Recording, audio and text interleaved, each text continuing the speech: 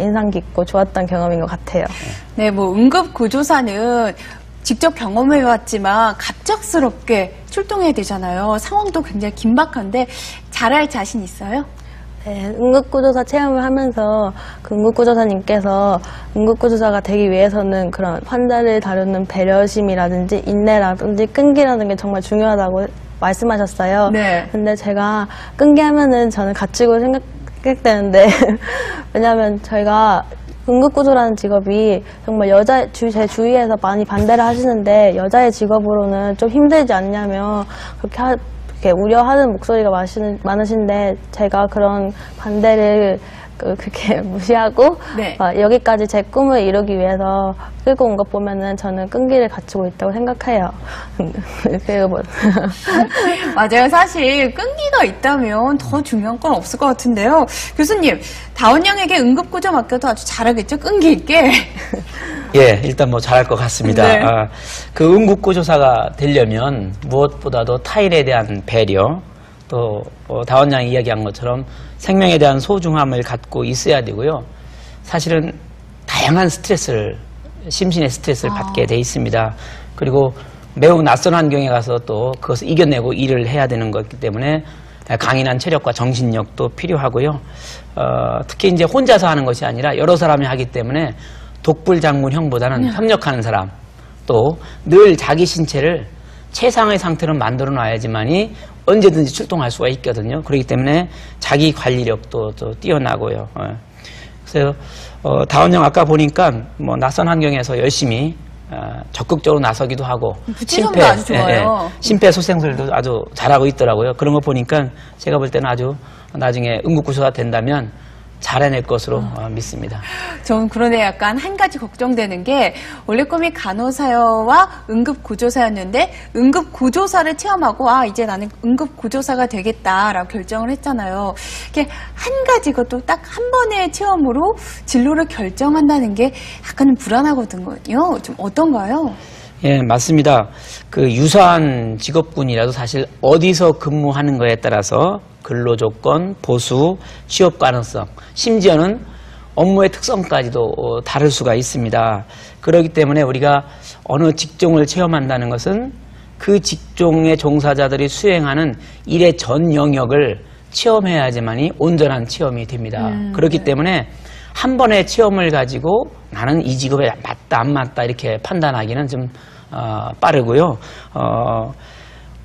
어떤 직업이 됐든 간에 여러 번 그리고 다양한 환경 속에서 체험을 해봐야지만이 제대로 이해할 수 있다 이렇게 판단이 됩니다. 또 물론 직접적인 체험이면 좋겠지만 동영상을 본다거나 또는 전문가로부터 이야기를 듣는다거나 또는 인터넷 사이트에서 여러 그 직업 정보를 찾아본다는 등 다양한 간접적인 방법으로도 찾아봐야지만이 자신에게 맞는 직업인지를 확인할 수가 있다고 봅니다. 그러니까 체험 후에도 복습이 참 중요하네요. 그럼 네, 그 복습 저희가 도와드리겠습니다. 응급구조사에 대한 잡학 사전입니다.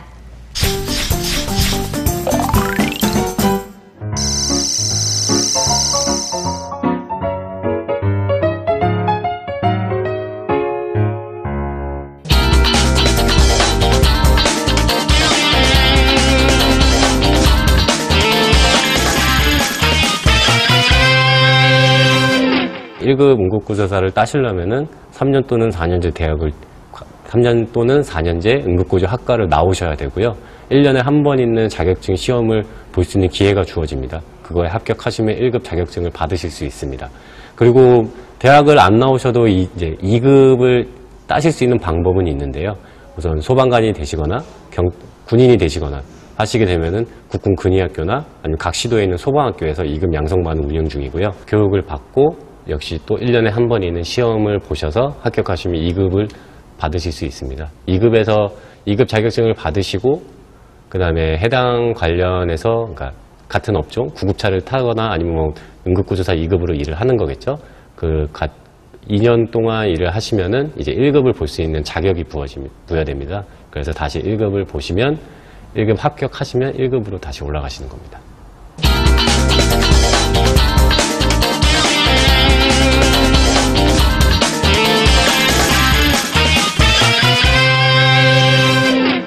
응급구조사가 일할 수 있는 곳은 크게 보면은 병원과 소방 이 두 군데인데요. 병원 같은 경우는 저희가 제일 선호하는 곳은 응급실이고요, 역시. 근데 이제 간호사가 너무 많이 부족하다 보니까 그쪽으로 많이 충원이 되는 경우도 많습니다. 그래서 병동, 수술실, 중환자실 이런 곳으로 많이 가기도 하고요. 아니면 이제 소방으로 와서 저같이 119 구급대원이 되는 경우도 있고, 이제 소방 구급차가 할 수 없는 부분이 있습니다. 환자를 병원에서 병원으로 모셔다 주거나 아니면 병원에서 집으로 모셔다 주는 것. 이런 것들을 이제 저희가 못하기 때문에 사설 구급업체가 이제 생겼는데요. 그쪽에도 1급 응급조사가 탑승하게 돼 있어서 그쪽으로도 취업이 가능하시고, 사업자 등록을 하시는 것도 가능합니다.